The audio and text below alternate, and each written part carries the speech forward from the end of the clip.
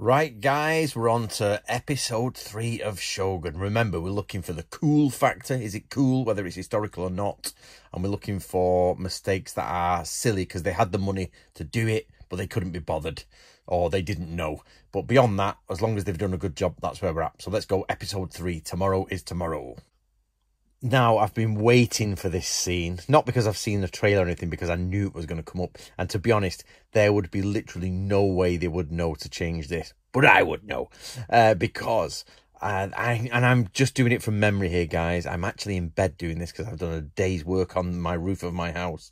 But you see them guards there bowing, and from memory, so is that the Jesuit record, I think it's the Jesuit record, says that everyone bows to the Lord, coming in and out, doing what he does, or whoever, you know, anyone senior. But the gate guards never bow. They have to remain on duty and they are allowed not to bow. As I say, it would take me a long time to find that reference, but I think it was in the Jesuit records from the Sengoku period. By the way, guys, I'm having to do stills because I got copyrighted last time. But this is weird. He doesn't have his Wakazashi on him. I'm not sure why, which would be, as far as I'm concerned, guys, that would be a horrendous thing. But so he hasn't got his Wakazashi on him. So, and they asked for his katana, which is fine. He's not allowed to move through without his katana being there, but he would definitely have his side down on him. They could ask for it to be removed, but in which case he would probably have Shinobizashi, which is a hidden dagger. But even if he doesn't, he would have his, your Wakazashi comes off last. Even if you're forced to take it off, it stays on your side before the katana comes off. So I don't know why he's not got one there. This is a brilliant touch. This is excellent. So they are actually in what is called a yagura. From what I can see, they're in a yagura, which basically to me and you is a turret, a bastion, if you like, a round tower. You know, in English, you get the round towers, and in France, you get the round towers. They're not always round, but you know what I mean. When you think of the stereotypical castle, you get the little round towers on the corner. These yagura are the same sort of thing, but their ya from yagura means arrow.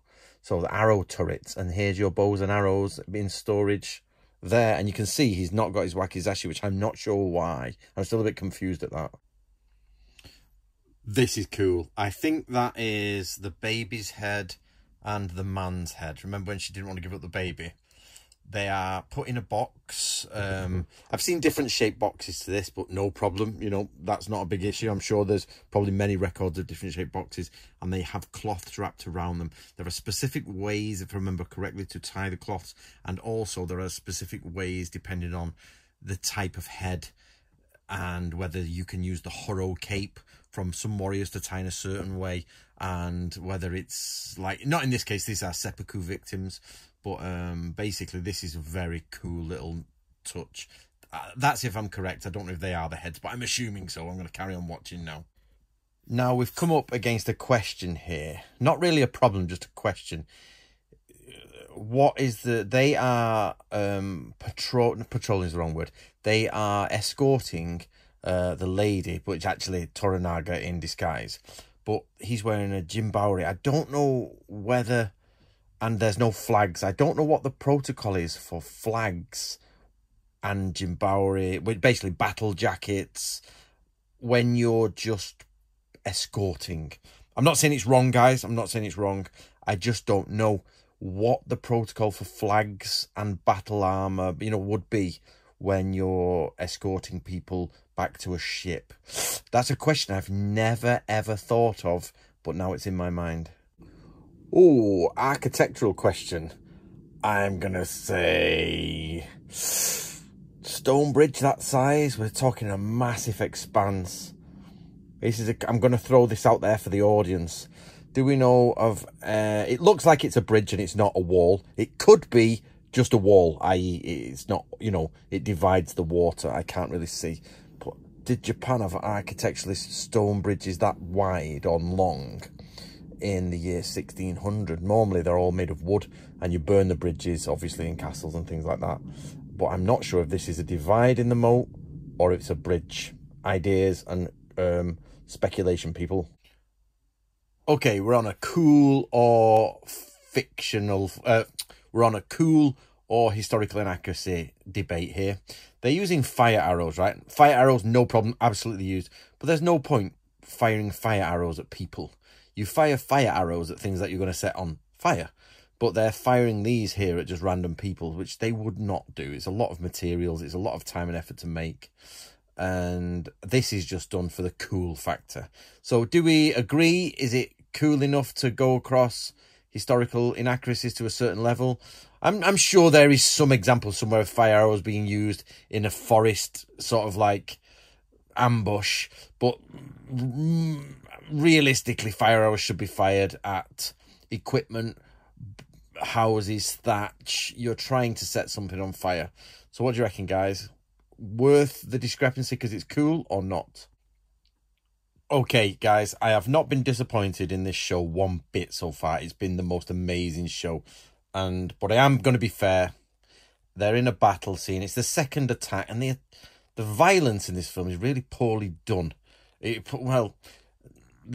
action sequences are mediocre. It's like, oh, some people are clashing their swords, there's some arrows going past. There's no story inside the drama of the fight, which is really disappointing. And the fighting is very much stage combat, clink clink clink clink, you know. And already we've got Mariko grabbing a naginata, and she's going to fight off armored samurai in her kimono. Not sure about that. It's starting to look a bit dodgy, these fight scenes. Okay, this is a cool scene. Now we've got a little bit of drama inside the action. It's still not great action, but what was nice here is this man was too late to get to the boats, and he couldn't swim in his armor, even though some samurai are trained to swim in his armor, but most likely he would not be. It'd be very few of them, I think, samurai could swim in their armor. And so the Lord, because he can't pick him back up, and he's only, you know, he drowned before he got to the boat, the Lord has stood up and said his name. Sort of what he should have said is something like, your son will inherit, you know, a lot, and your fief will increase. I will make sure your ancestors benefit because of your death. That would be very samurai. Then he runs up the stairs to die. So it is there. It's very cool.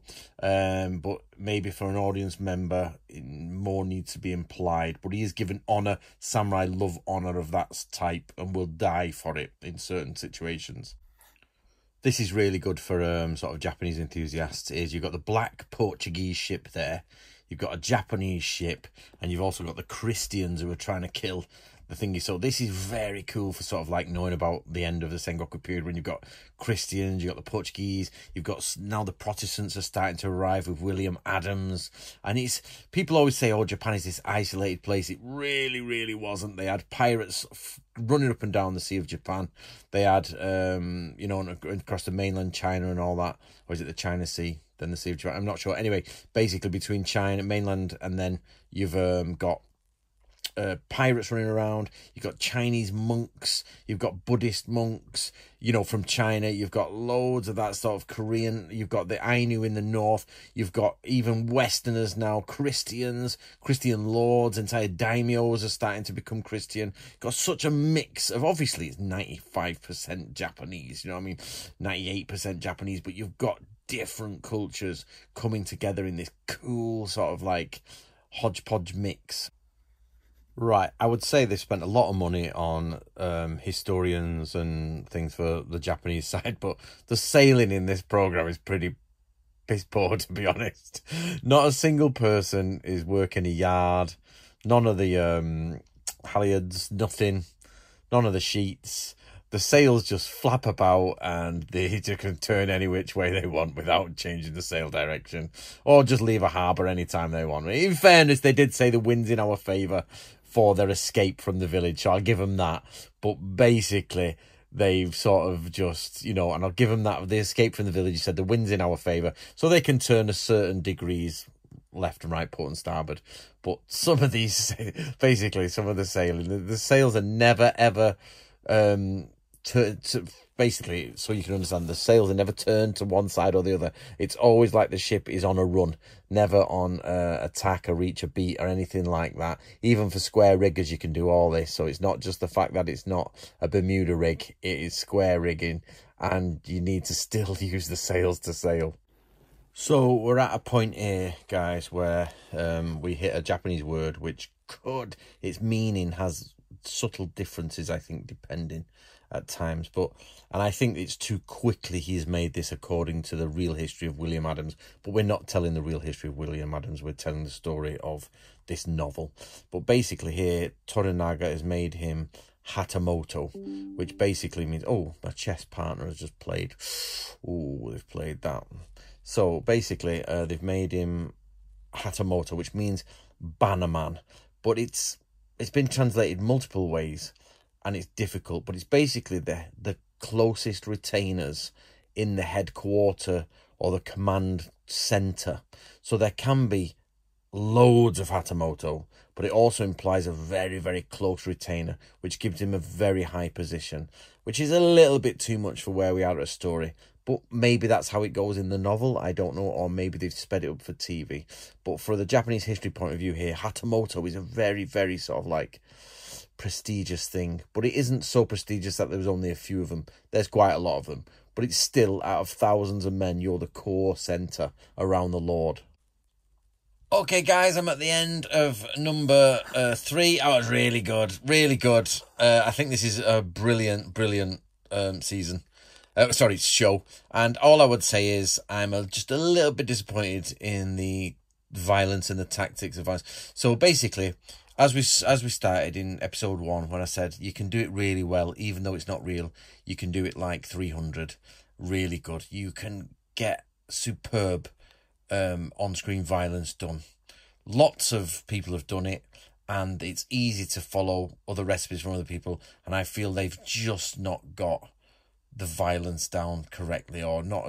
It's too much. Like the show's really good, but the violence is like something from the 1970s. Clink, clink, slash, clink, clink, slash, swish, swash, swish. Do you know what I mean? It would have been nice to get on set and really start looking and change the camera angles. The camera angles are a bit naff. It's like, here's one angle of the fight. Oh, here's another angle of the fight. No, you got to be a bit more than that. The angles are just not great on this. So beyond that, though, the show is marvellous. Thank you for watching this video. My name is Anthony Cummins. If you want to follow me online, you can follow me on YouTube on Samurai and Ninja History with Anthony Cummins, where I'll deal with all the history of the samurai and the ninja. You can follow me on Samurai Martial Arts Real Training. This is where you'll get only the physical, you'll get only the martial arts. You can follow me on Natori Ryu, where I teach and show all the different strategies and warfare related to the Natori family.